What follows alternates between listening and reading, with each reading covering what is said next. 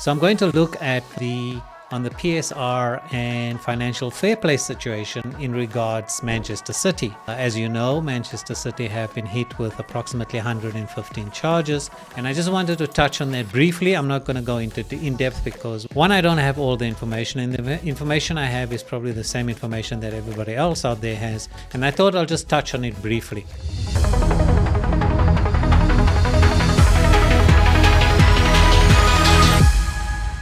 So let's start at Bayern Munich. And I think the news that caught everybody by surprise is the appointment of Vincent Kompany as Bayern Munich's head coach. Now, if you consider the quality of manager that Bayern Munich has had, the appointment of Vincent Kompany really does not make sense. Vincent Kompany got a team promoted into the Premier League and then promptly went down the following season. So his CV, from a managerial perspective, nothing about that shouts success. Yes, he's been successful as a player, especially with Manchester City having won numerous titles. But as a manager, there's just nothing that anybody sees. And it's a real surprise that Bayern has taken such a huge chance on a manager with absolutely no credentials in the top flight. And to make matters worse, he's not going into a lower table team. He's not going into a team that's lower on the Bundesliga table. He's joining the most successful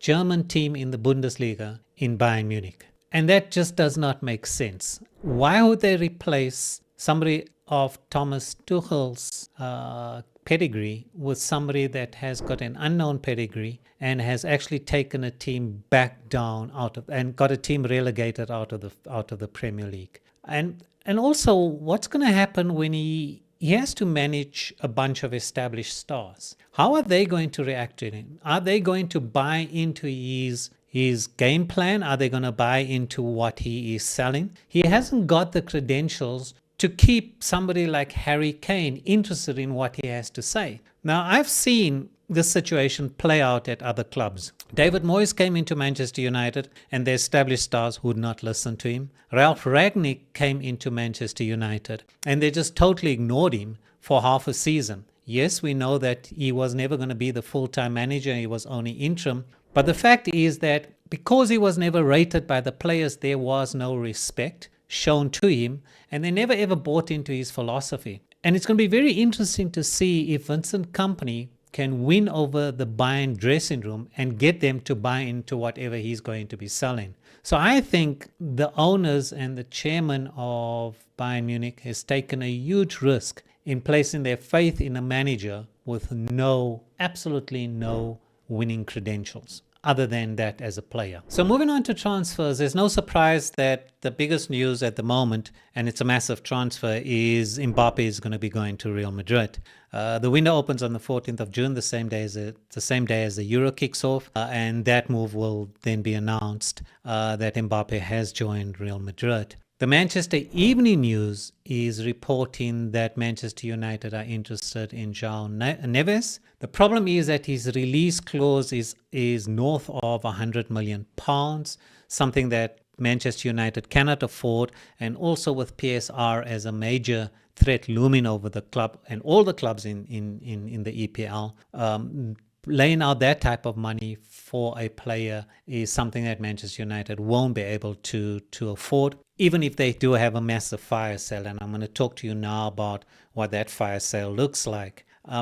The club has stated that they need to fill 3 positions. One is the one that João Neves needs to come in for, which is the holding CDM role, with Casemiro possibly moving off to the Saudi Arabia League.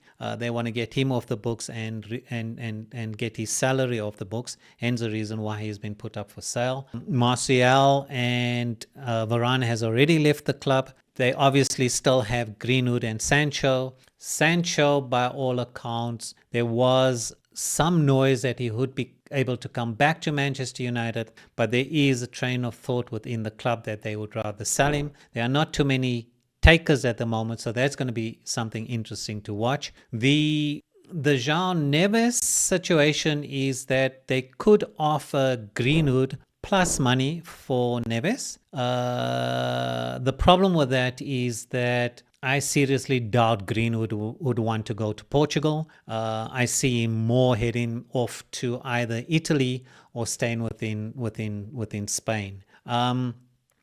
So the Manchester United are looking to strengthen in three positions, which is central midfield to play with Kobe and Bruno. A striker to partner Rasmus up front, and then also a central defender. And they are looking at Braithwaite, who's a young central defender, has done exceptionally well for Everton. Everton has hit PSR issues again, in that the proposed takeover hasn't happened, so they may have to sell. There is a huge price on Jared, but Manchester United seems to think that they can land him with a couple of add-ons, etc. And Everton will basically have to sell just so that they can balance the books. Speaking of the fire sale, so there are a few players that are available or that the club would love to get rid of in Bissaka, Eriksen, McTominay, Donny van der Beek. Yes, Donny van der Beek. He's still at the club. Casemiro obviously moving off to Spain. To Saudi Arabia. So there are quite a few players that they can get rid of. Probably two of the players that they can make some good money off would be Sancho and Greenwood. Then there's obviously fringe players like McTominay, etc. But McTominay seems to have survived nearly every manager. There's also a decision on Amrabat. Currently, no decision has been taken as of this recording today. Who knows, by tomorrow it could have changed. Surprisingly, and this is a bit that caught me by surprise, is that there's been no noise or conversations around Antony. Now, I think the reason for that is that the price that they paid for Antony, they would never, ever be able to recover that. In fact, if they recover a quarter of that, it's probably going to be a lot. So they're going to take a bath on what they can sell him for. So there's been no noise around Antony. As for the forward line, Benjamin Sesko has been mentioned, but at this moment in time, there is a feeling that he could either end up at Chelsea or Arsenal, because he's been courted by both. No decision has been made on Bruno or Rashford, but there is a feeling around Manchester that if a good enough offer came in for both, that they would be prepared to let them both go, which is neither here or there. I think from a Rashford perspective, he's had a pretty poor season, and there is a feeling that maybe it is time for him to move on. Bruno, because they need the money to rebuild that team, Bruno is an asset that they could make money off. So that is something that would be watched very, very closely. As for Manchester City, there is a newspaper article in Team Talk that Pep Guardiola wants to make Foden the highest paid British player in the EPL. When talks reopen around his contract within the next couple of months, it is rumored that they're going to offer him a salary of £400,000 per week. And I don't know if any of this is true, but Foden has established himself within that Manchester City team, and currently he is one of the superstars within that team. There is also fears that Ederson may be tempted to join the Saudi League, and talks have opened with the current stand-in Stefan Ortega, who stood in for Ederson when Ederson was injured.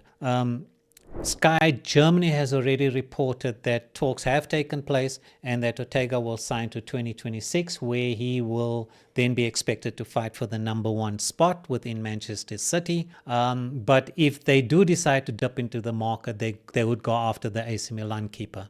Bayern is also fighting to hang on to Kimmich.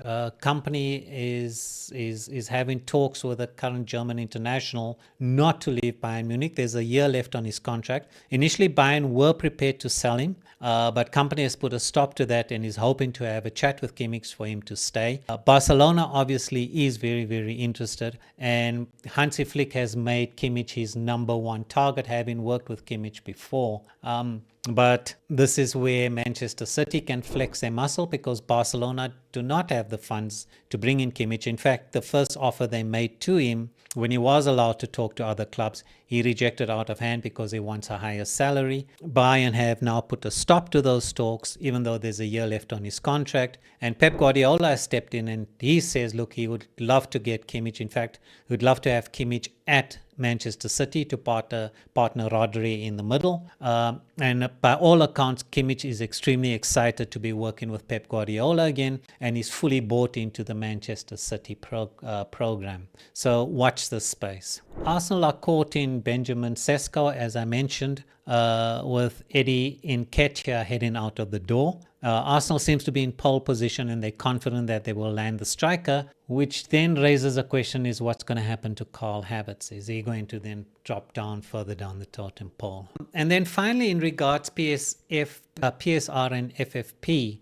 all clubs are conscious of PSR, and the expectation is that the spend this summer, the UK summer, is going to be way less than what was spent on the last transfer market, purely because clubs have to sell to be able to buy and stay within PSR and financial fair play. So it'll be serious if the outlay this season is more than last season. And then what of the 115 charges that is currently hanging over Manchester City's head? They obviously have denied any of those charges, but let me just read to you some of the charges against them and why there are charges that has been brought against them. So effectively, the charges state that Manchester City cheated. For 9 years to 2017, they did not provide accurate financial information on revenue, no full details on payments to managers and players, did not comply with FFP regulations as set out by UEFA, and neither did they comply with the EPL's rules. And they did not cooperate with the EPL on the inquiry. So no one knows when Manchester City will be punished. The hearing is scheduled for autumn of this year, 2024, and the verdict will only come out in 2025. So there's practically a whole year before anything is going to happen. And also there's questions been raised as to why did it take the EPL 2.5 years to bring their case out into the open against Manchester City. Forest and Everton were punished, and by all accounts there's reports in the media that they didn't even breach PSR rules, and they were punished for it. So it's going to be very interesting to see what happens if